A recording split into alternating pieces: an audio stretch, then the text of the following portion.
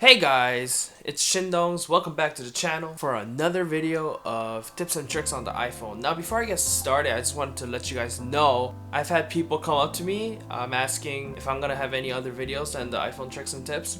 I will. I've actually wanted to log my flights for a long time, but then because I don't have the equipment nor the approval of the company that I'm working for, I can't do that as of right now. So as soon as I get that sorted out, I'll let you guys know and I'll be vlogging my flights and I'm gonna call them vlogs.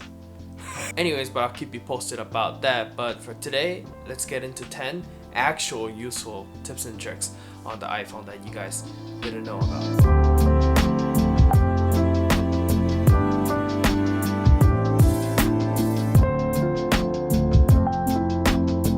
So before I even get started on any other apps, I just wanted to use the calculator for a little bit. Like if you go to your calculator, I'm pretty sure you've made a mistake time to time while you're typing in numbers. So let's say I want to do 44 times 44. 44 times 40. Oh no, I pressed a 3. Now I don't know how to delete it, but actually if you swipe left or right, it will just delete that last number that you've typed in. So you can type in the correct number that you were actually going for. Going to number 2. I know I have to do this, but my screen is a little bit disorganized with a lot of apps.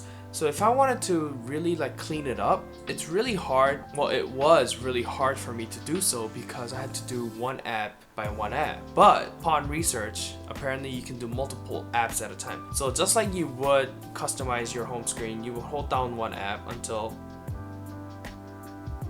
it does that. And you hold down the app that you want to move with one finger, and then with the other hand you would press different apps that you want to move along with it, and it will actually allow you to move multiple apps into either a folder or a different page. Now to go to a different page, we've always had the app to one side of the screen or the other to move it from screen to screen. But if you actually hold on to the apps with one hand and swipe left or right with your other hand, then you can go back and forth. So easy. I'm gonna clean this up later, alright? Now the next few tips are going to be in the settings. If you go into your settings, I wanted to talk about your video quality that you take with your phone. A lot of times you may find it that your videos are kind of choppy and they're low quality. You can actually fix this problem by going to the camera settings. Now if you go all the way down, you're gonna see camera and then go in there and record video section. If you go in there, it will show you the quality and the frame rate. So you can change it to whatever kind of filming that you're doing, but I usually keep it at 1080p HD with 60 frame rate. I feel like 60 frame rates give you a lot of smoother transition between shots, so which is why I keep it at 60 frame rates. The newer iPhones these days really don't depict if it's morning or night. A lot of people won't have a problem with this, telling whether it's day or night, but people with messed up sleeping schedules will sometimes be confused if it's day or night. Now you can easily change this by going into general, date and time, and turning on that 24-hour time. And this will be really useful for those Korean young boys that haven't been to Kundae yet. It's a good habit to get into right now. Now, this tip will go only for the newer phones with facial recognition, but if you actually go into facial recognition, there's a lot of different things that you can do on here. First, I wanted to talk about setting up an alternative appearance. Basically, what this means is your phone can allow you to have up to 2 faces recorded so that it would recognize it to unlock the phone. What we would usually have is just a face of our normal day living face. But there are times where your phone won't recognize you, and that's where you can add these alternative faces. It would be in instances such as when you're wearing a sunglass or glasses and then change into contacts. Or at an instance where you ate something late at night and you know you ain't gonna wake up with the same size face. So another way you can use this feature is to record your face as soon as you wake up so that your phone recognizes you through all the phases of your day.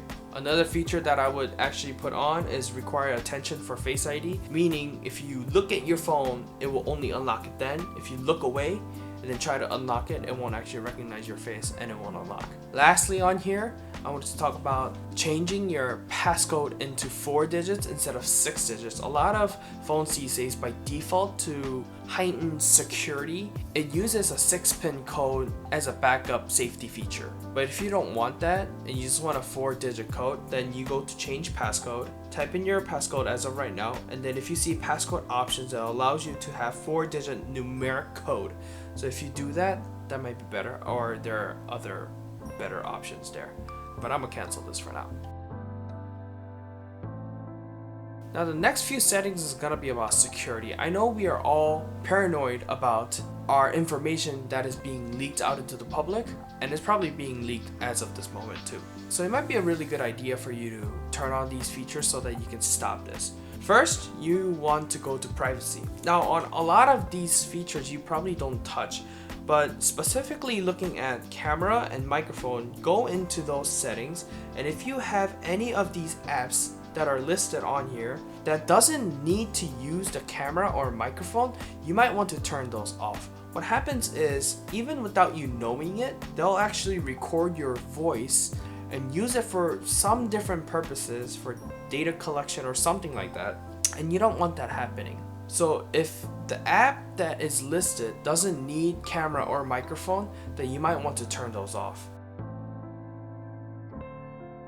Now if you scroll all the way down in privacy, you'll see a section called Analytics and Improvements. You want to go in there. I don't know what Apple is trying to get out of me, but if you go into analytic data, I know I've turned this off for a long time now because I've known about it, but they have been sending some sort of information day by day, every day, for the last however many years that I've had this phone. I don't know what they're trying to get, but it's still kind of creepy, so I would recommend that you turn that off. Also, along with the improved Siri and dictation, that's something that you want to turn off too. Sure, iCloud Analytic, turn it off. They don't need to have more data.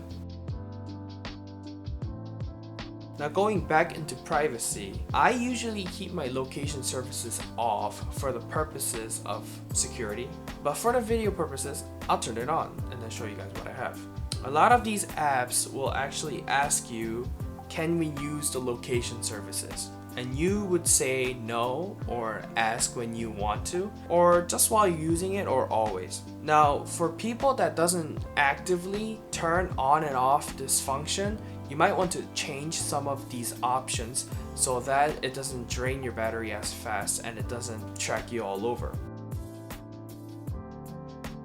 As you are in location services, the important part is when you scroll all the way down, you'll see something called system services. If you click in there, there's going to be a lot of things that are using your location services for some reason, but you don't necessarily need all of these functions. So I've turned a lot of these off. I don't want location-based Apple ads and stuff like that. So I just turned on what's essential and what I like to use, and that's what I'm gonna roll with. The most important part here is go into significant. Now the most important part is going to significant locations. If you go into significant locations, it'll actually require your Face ID to get in there. The only reason being is that it'll track where you have been in the past. This is a little scary. So I would recommend that you would turn that off so that you don't get into complications with your significant other. The last thing I wanted to talk about is about your brightness. Sometimes I will watch YouTube videos late at night, and even the lowest brightness setting is still bright, but there is a way to dim that even further. Go into accessibility, go down. No, don't go down. It's right there. Display and text size. If you go down from here, there's a option called reduce white point. This will actually further decrease the brightness of your display even further than what is at the lowest part. If you turn it on, it'll dim your screen, but I don't know if you guys can see that. Something to keep in mind when you're using this feature is that when you turn this feature on at night and then go into morning, you may not be able to see your display. So to prevent this from happening, go back, go all the way down into accessibility shortcut and check that reduce white point. What this will do, if you hit your home button 3 times, then it will turn on and turn off the white point setting so that you can never ever run into the problem of you not being able to see your screen. Alright, that's it for today. If you guys liked what you guys saw and you didn't know even one of these features that I just showed you today, and please subscribe. And for the giveaway of Amazon gift card from last week, I've already picked out the winner beforehand, and it's the Real Joy Spark. I'll leave my email down in the description below. I actually had a sponsor that wanted to pay for the giveaway. He's actually one of the subscribers, and I just wanted to give him a shout out for it. Thank you, Patrick, for sponsoring me with this Amazon giveaway. Now make sure to hit that subscribe button and turn on that notification button if you want to see more videos that I'm going to make in the future about my flights. See you.